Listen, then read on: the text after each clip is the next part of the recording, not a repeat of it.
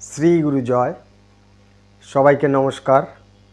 আমার চ্যানেলটি দেখার জন্য সবাইকে ধন্যবাদ জানাই।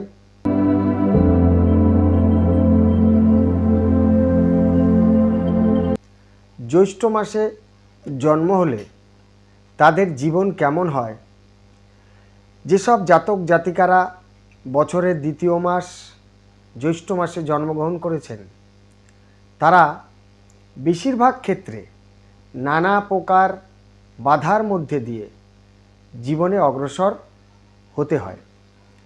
ঠিক 30 বছরের পর 35 বছরের মধ্যে জীবনে প্রতিষ্ঠা লাভ করবেনই। তবে আশা করা যায় জীবনের শেষ বয়স পর্যন্ত এই প্রতিষ্ঠা লাভকে ধরে রাখতে সক্ষম হবেন। এরা বেশিরভাগ ক্ষেত্রে সৎ মনোভাবাপন্ন, ভোগের চাইতে ত্যাগ করতে সহজেই পারবেন। এরা অল্পতেই কাউকে ভয় পেতে জানেন না।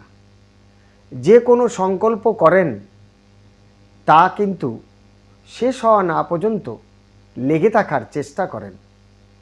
এই কারণে সহজেই হাল ছাড়তে চান না। তবে এরা প্রথম বয়সে নিজের অস্তিত্বকে প্রাধান্য দেন। ভাগ্যের দোহাই দিয়ে এরা চলতে চান না। এই কারণে নানাবিধ বাধার সম্মুখীন হয়ে থাকেন। এরা মানুষের দুঃখ কষ্টে ব্যথিত হন। পারলে মানুষের উপকার ছাড়া অপকার করার চেষ্টাও করেন না। ছোট বয়স থেকে লেখাপড়া, আধ্যাত্মিক বিষয়, ধর্মকর্ম, নানা শাস্ত্রজ্ঞান ছোট বয়স থেকেই অধ্যয়ন করার চেষ্টা করেন। লেখাপড়া শিখে চাকুরি প্রাপ্তি হলেও ব্যবসা বাণিজ্যের উপর কিন্তু একটা নজর এদের থাকে।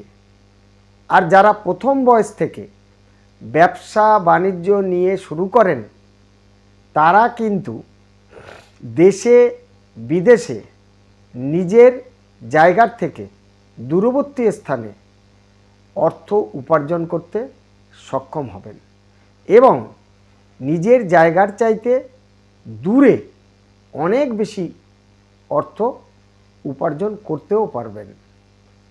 এদের বিবাহ বা দাম্পত্য জীবন বেশিরভাগ ক্ষেত্রে সুখেরই হয়। এরা সংসার সন্তান নিয়ে সুখভোগ অবশ্যই করতে পারেন। এদের একটা বিষয় সাবধানতা থেকে যায়, সেটা হলো এরা সৎ মনোভাবাপন্ন এবং মানুষকে উপকার করতে সহজে এগিয়ে যায়।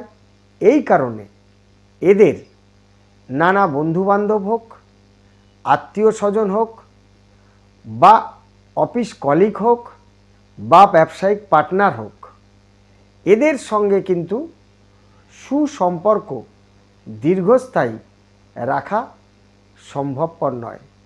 কারণ তাদেরকে দিতে পারলেই ভালো, না দিলেই আপনি আর ভালো লোক নয়। এই কারণে আপনাদের জীবনে এই বিষয়টা অবশ্যই সতর্কতার সহিত দেখা উচিত। এছাড়া আপনারা বয়স বৃদ্ধির সঙ্গে সঙ্গে রোগ ভোগ নিয়ে একটু সচেতন থাকুন। প্রথম হতেই রোগের সুচিকিৎসা করান, রোগকে পুষে রাখবেন না। তবে ভবিষ্যৎকালে দেখবেন অনেক অর্থ কিন্তু ব্যয় হয়ে গেছে। আজ এই পর্যন্তই। জ্যৈষ্ঠ মাসে জন্ম হলে তাদের জন্মফল যতটুক জানানো সম্ভব জানালাম।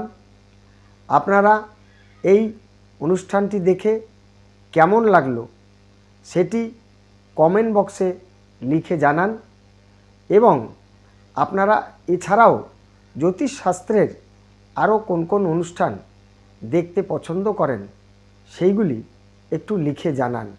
আমি চেষ্টা করব সেই অনুষ্ঠানগুলি পরের ভিডিওতে করার জন্য। আজ এই পর্যন্তই। আপনারা সুস্থ থাকুন, ভালো থাকুন এবং আমার এই চ্যানেলটিকে পারলে সাবস্ক্রাইব করে দেবেন। শ্রী গুরু জয়।